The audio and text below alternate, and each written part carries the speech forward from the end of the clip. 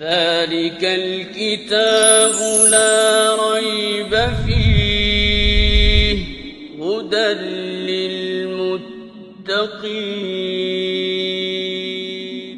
الحمدللہ رب العالمین والصلاة والسلام علی رسول الکریم، اما بعد فاعوذ باللہ من الشیطان الرجیم، بسم اللہ الرحمن الرحیم. جو موضوع کل ہمارا زیر بحث تھا، اس میں مزید میں چاہتا ہوں کہ کچھ روشنی ڈالوں تاکہ اس میں آپ لوگوں کے لیے گائیڈنس جو ہے وہ مکمل ہو جائے. میرا جو ان کلاسز میں پڑھانے کا جو اصل ان تھیمز کے پیچھے جو تھیم ہوتا ہے وہ علامہ اقبال کے ان دو اشعار میں واضح ہوتا ہے. ساقی نامہ میں علامہ اقبال کے دو اشعار ہیں، یہی کچھ ہے ساقی متاع فقیر، اسی سے فقیری میں ہوں میں امیر، میرے قافلے میں لٹا دے اسے، لٹا دے ٹھکانے لگا دے اسے. تو میرے پاس جو کچھ ہے میں وہ سب آپ کے سامنے الڈیلنا چاہتا ہوں، کوئی اپنے پاس بچا کر نہیں رکھنا چاہتا. اس موضوع کی بڑی اہمیت ہے اور مشکل ترین شاید کاموں میں سے ہے گھر کو مینیج کرنا، اور خاص طور پر عورتوں کے ساتھ حسن سلوک. حسن سلوک میں بڑا سوچ سمجھ کہہ رہا ہوں. حسن سلوک سے مراد عام طور پر کیا لیا جاتا ہے؟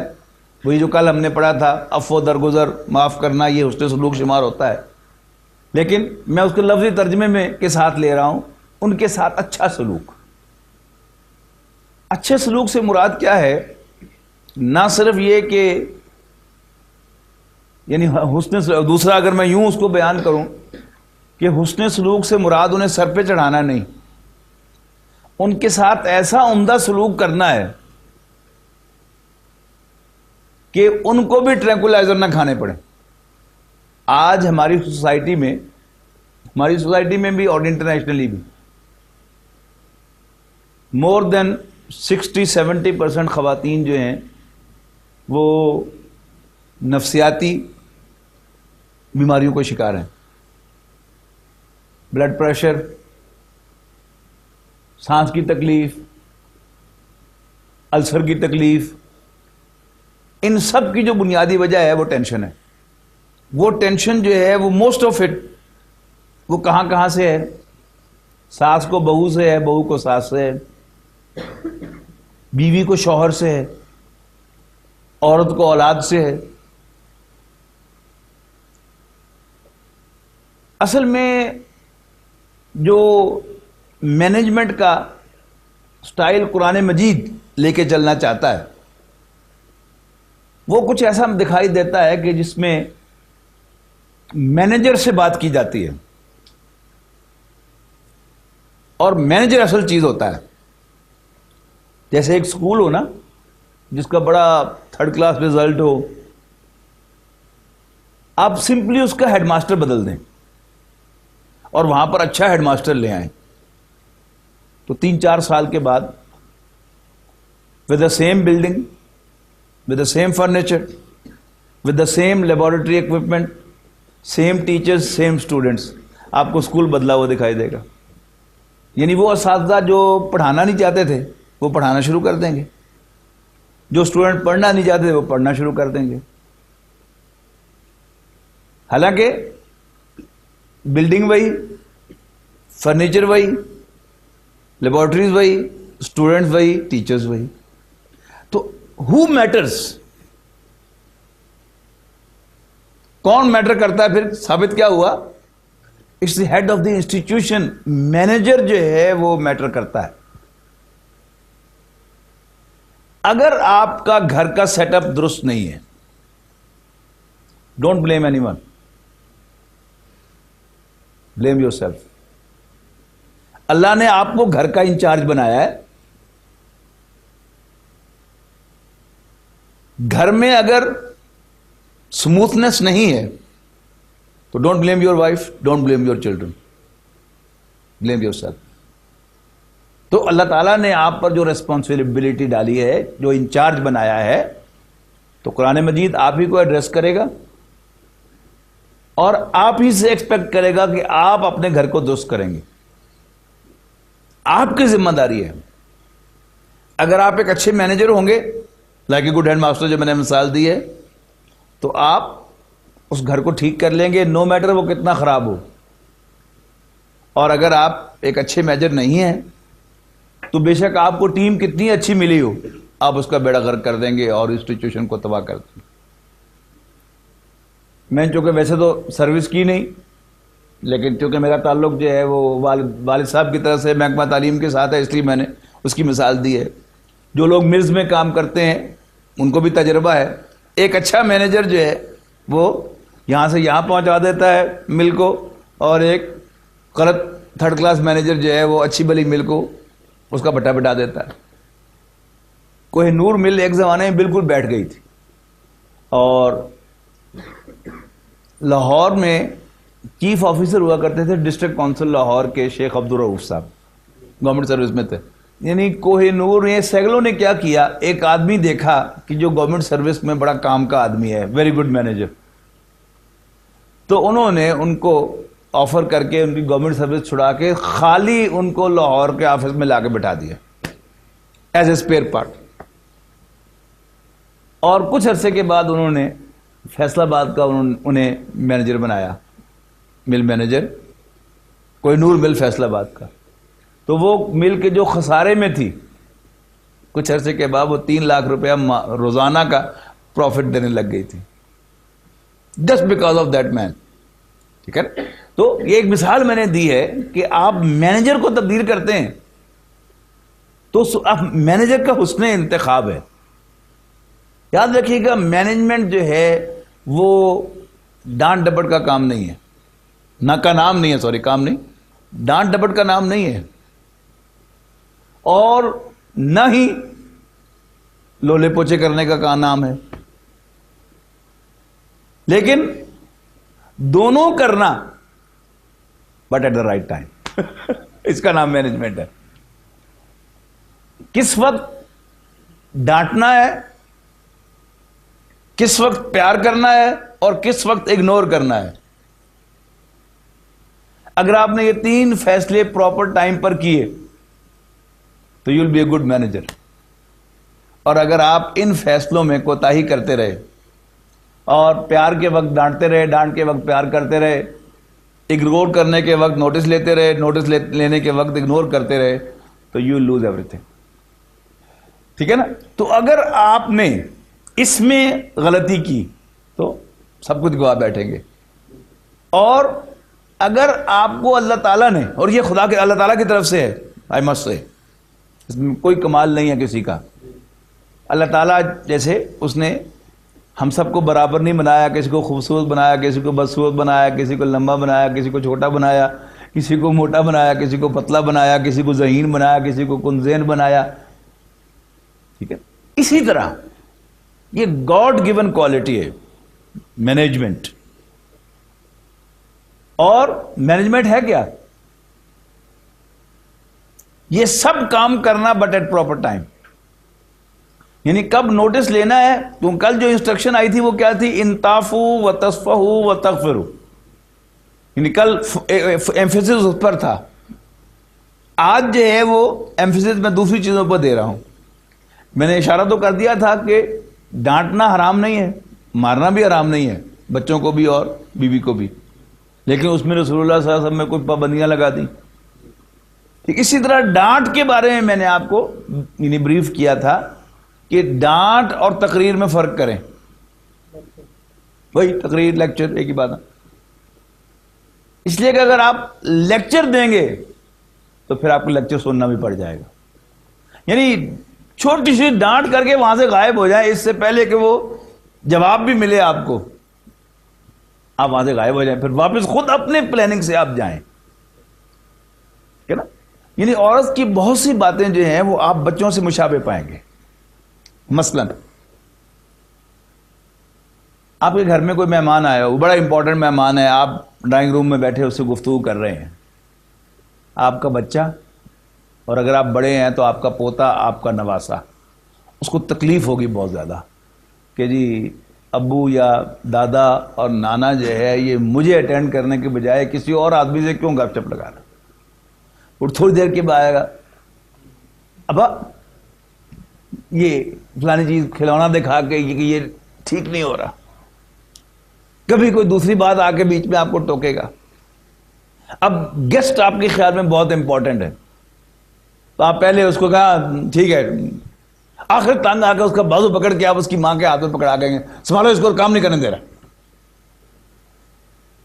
ہے نا. آپ تجزیہ کریں کہ اگر آپ مصروف ہوں گے اپنے کام میں، یا آپ گھر میں کام بھی کوئی نہیں، آپ بیٹھ کے ٹی وی دیکھ رہے ہیں اور بیوی جو ہے وہ کچن سے فارغ ہو کے آ گئی آپ کے پاس، اب اس کو تکلیف شروع ہوگی بالکل اسی طرح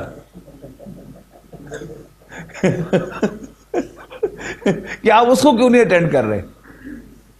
یعنی پہلے آپ کو کسی اور ادھر ادھر کی بات میں لگائے گی، آپ پھر بھی اپنے اس ٹی وی دیکھنے میں مصروف رہیں گے، تو پھر وہ آپ سے لڑے گی آ کے. یعنی کوئی نہ کوئی ایسی بات چھیڑے گی جس سے بہرحال آپ جو ہے غصے میں آ کر اس سے بات کریں اور تو اس سے تکرار شروع ہو جائے.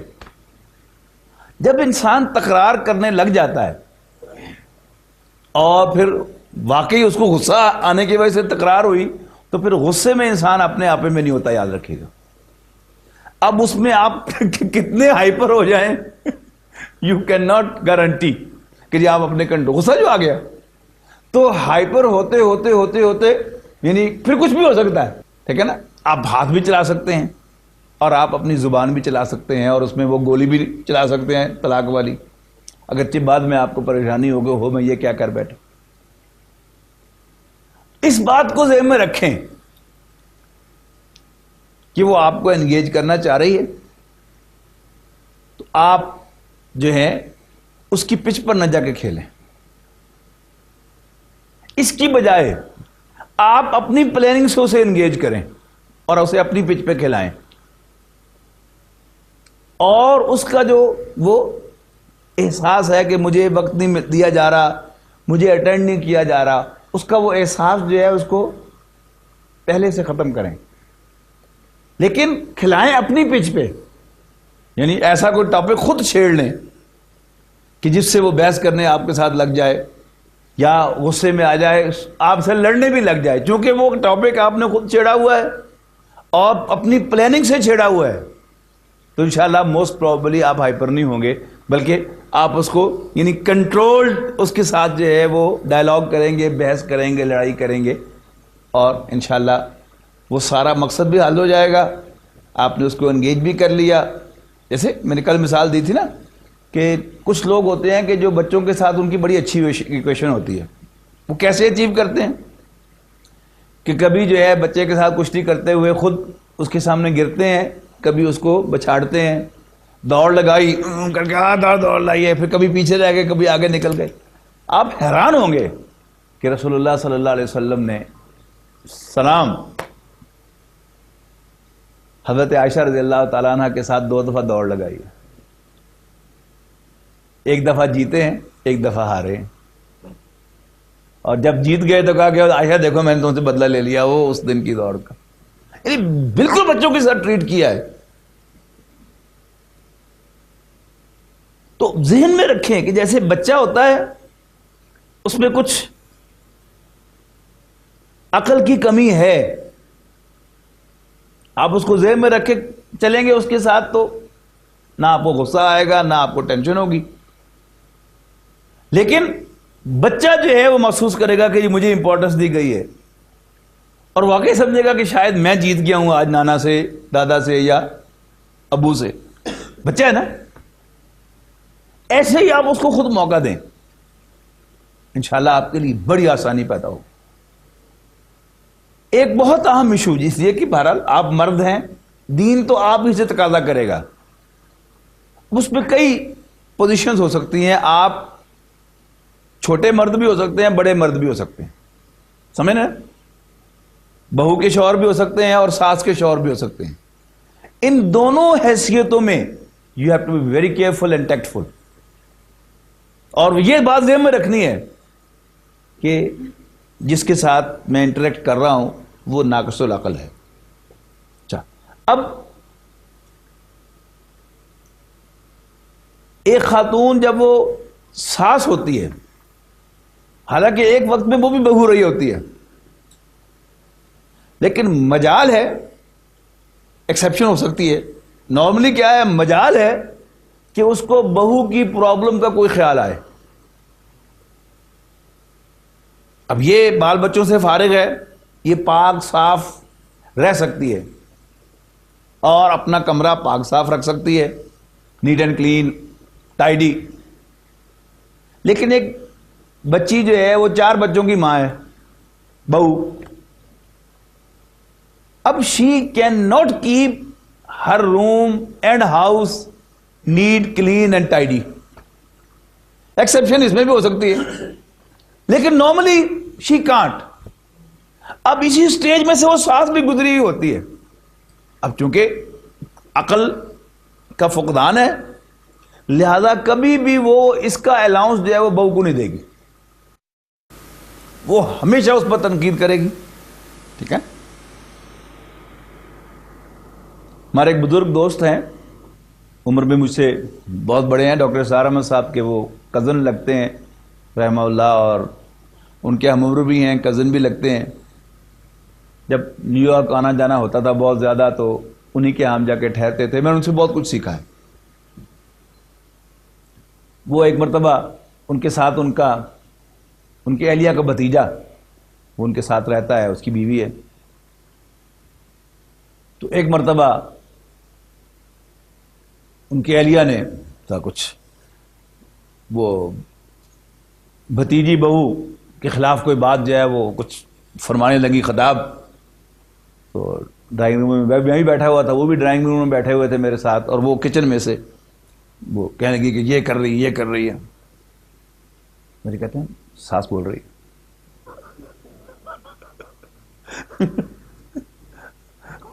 اس کا مطلب کیا ہے کہ یعنی اس کو اہمیت دینے کی ضرورت نہیں ہے، یہ ساس بول رہی ہے.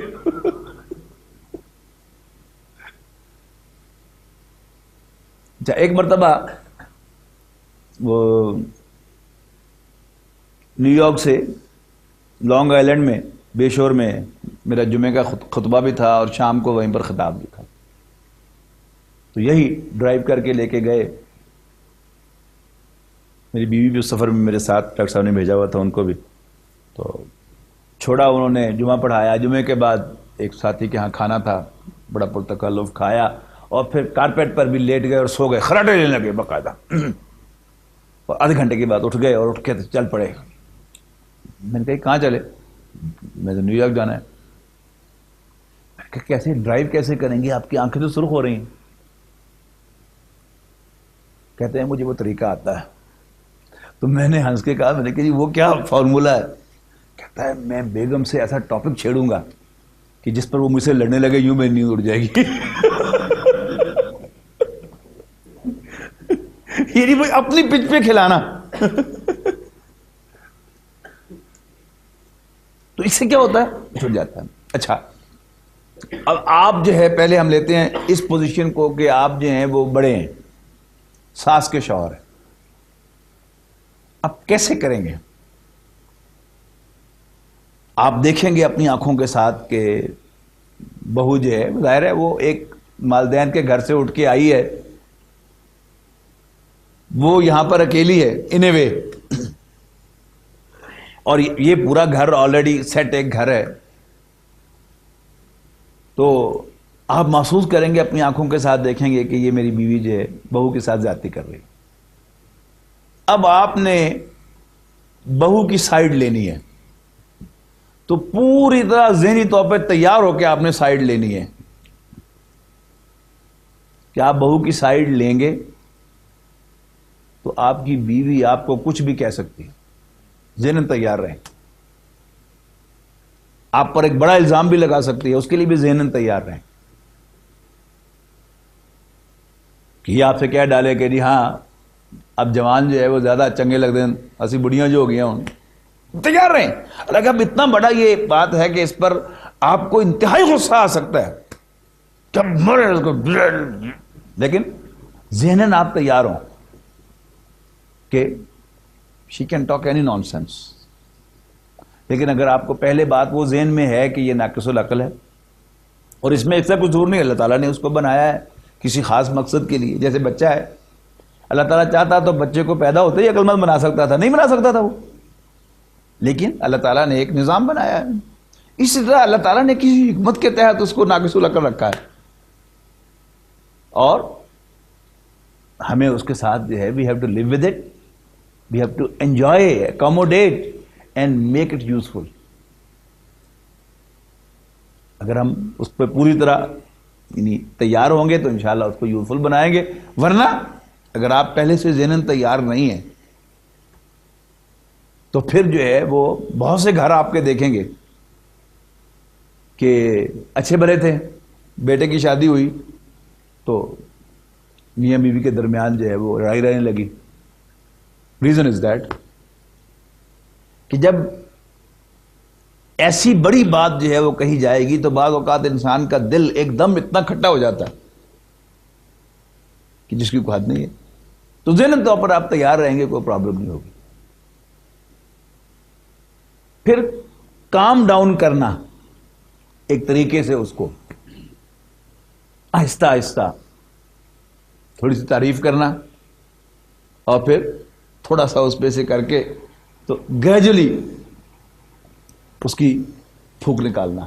مرغوب صاحب صحیح سے یہ بات بھی سیکھی کہ یعنی کیسے ٹھنڈا کیسے کرنا ہے. وہ مرغوب صاحب جو ہیں ماشاءاللہ، وہ نیو یارک والے ہمارے بزرگ دوست جو ہیں وہ مرغوب صاحب ہیں. تو وہ کیونکہ بڑے ہیں پوری فیملی کے، ان کے بھانجے بھتیجے، پھر ان کے اہلیہ کے بھانجے بھتیجے، پھر آگے ان کے بچے، وہ سب کے بڑے ہیں. تو ماشاءاللہ اچھا کاروبار ہے، بڑا گھر ہے. ان کے نیچے بیسمنٹ میں کم و بیش یہ پلر جو ہے وہ اتنا ایریا جو ہے اس کے پردہ سا لگا ہوا تھا اس کے اوپر. تو میں نے پردہ اٹھا کے ایک دن دیکھا تو وہاں سوٹ کیسز جو ہیں بڑے بڑے، وہ جو امریکہ والے آنے جانے والے ہوتے ہیں نا، 32 kg والا سوٹ کیس جو ہوتا ہے، وہ پورے بھرا پڑا ہے. میں کہ یہ کیا ہے؟ کہتے ہیں سر وہ سب بچے جو ہیں ان کے گھروں میں جگہ نہیں ہوتی تو پھر یہیں پر وہ ڈمپ کر دیتے ہیں آ کے. پھر یہ کہ ان کے گھر کا کمبینیشن لاک ہے باہر کا، وہ شاید ان کی پوری فیملی کو وہ کمبینیشن معلوم ہے، جب مرضی آئیں جائیں، کھائیں پیئیں، بیٹھے اٹھے آرام کریں چلے جائیں. کھلا اللہ تعالیٰ نے دل بھی دیا ہوا ہے، پیسہ بھی دیا ہوا. اب اچھی گاڑیاں بھی ہیں. اب وہ بچے جو ہیں بعض اوقات بچکانہ حرکت کر دیتے ہیں کہ گاڑی لے گئے مانگ کے اور پھر پیٹرول زیرو کر کے چھوڑ گئے. اب اس پر ظاہر ہے کہ ان کو غصہ آتا ہے. تو میں وہیں تھا تو